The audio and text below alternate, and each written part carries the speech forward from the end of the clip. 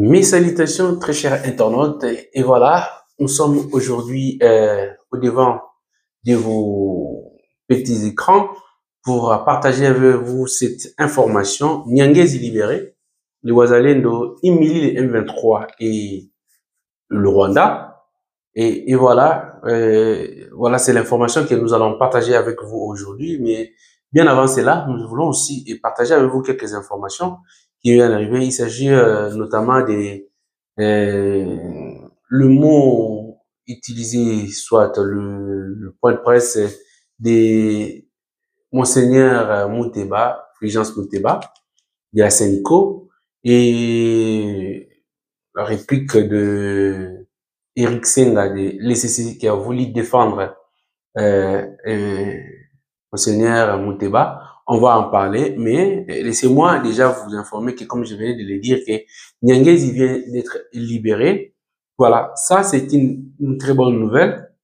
Comme je ne cesse de le dire, que les Ouazalendo sont en train de se battre. Ils sont en train de se battre avec leur cœur, parce que vous devez savoir que ce ne sont pas des militaires classiques, mais ce sont des fermiers, des agriculteurs qui se battent pour des terres, pour le peuple. Ils se battent vraiment avec elles, ce sont des vrais patriotes.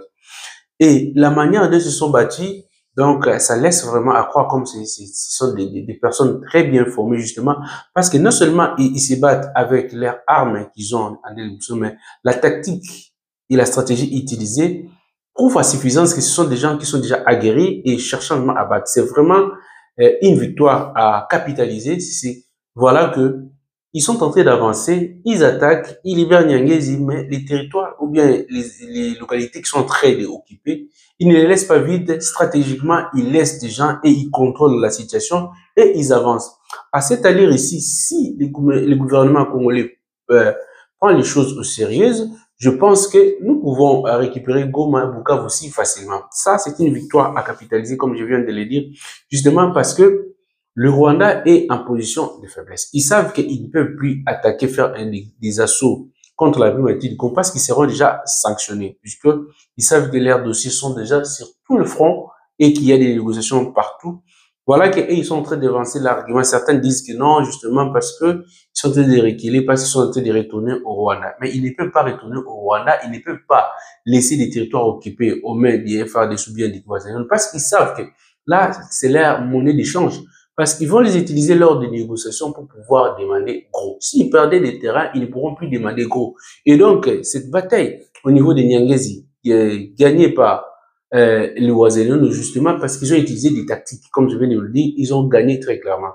C'est à nous, au gouvernement congolais, de capitaliser là pour ne pas laisser la place aux malfrats.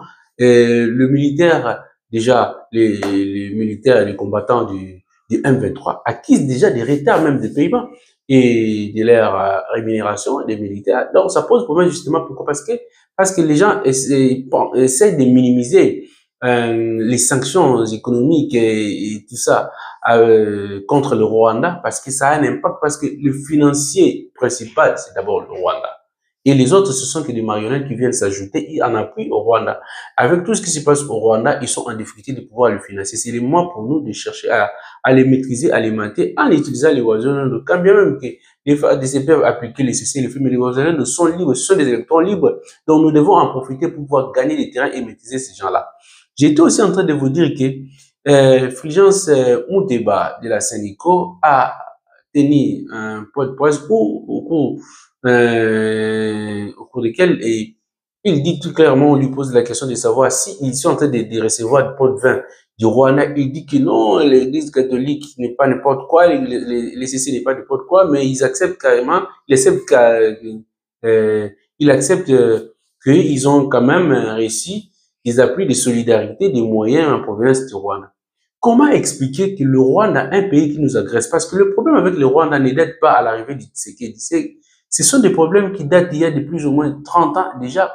Nous tous, nous savons que le Rwanda est en train de nous combattre pour nos terres, nos richesses.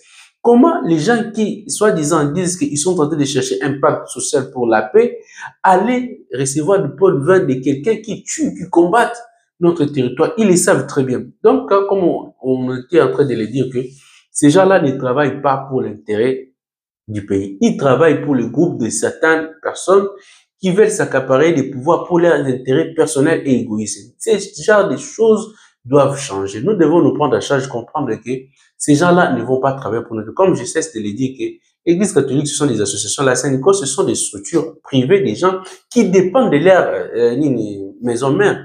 Par exemple, ce sont des structures étrangères. Nous avons une loi qui existe, la loi sur les ASBL et des établissements d'utilité publique, qui explique très clairement qu'il y a des confessionnels des droits congolais et des droits étrangers. Et ceux qui sont des droits congolais ont leur siège au Congo, alors que la Saint-Nicolas, tout ça, ils ont leur siège au Vatican. Le Vatican, en tant qu'État, a des partenaires, des intérêts aussi à préserver.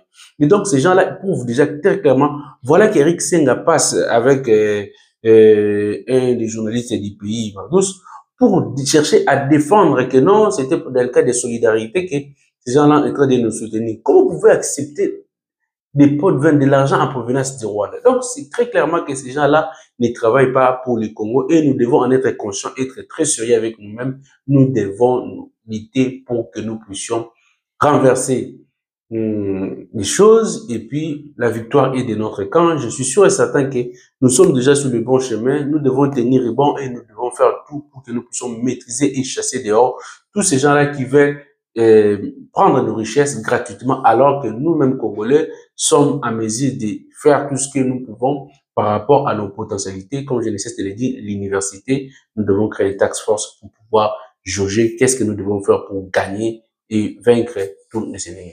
Voilà, très cher internaute, je vais me limiter là. Je suis Guilhem Ikobikwite, juriste de formation, expert en politique publique et en stratégie de développement, chercheur diplômé en ressources humaines et négociateur. Je vais m'arrêter là. J'ai tout ce que je peux vous dire. Je vous souhaite toutes les bonnes choses du monde. Si c'est pour la première fois pour vous de participer, veuillez vous abonner, cliquez sur la cloche de notification, appuyez sur des j'aime, partagez nos émissions pour une large diffusion. Ça va nous aider à améliorer nos algorithmes, mais aussi que nos vidéos puissent être recommandées par YouTube et être mises en avant. Ce que nous vous demandons, c'est cela. Quant à moi, je vous souhaite toutes les bonnes choses du monde et je vous dis à la prochaine.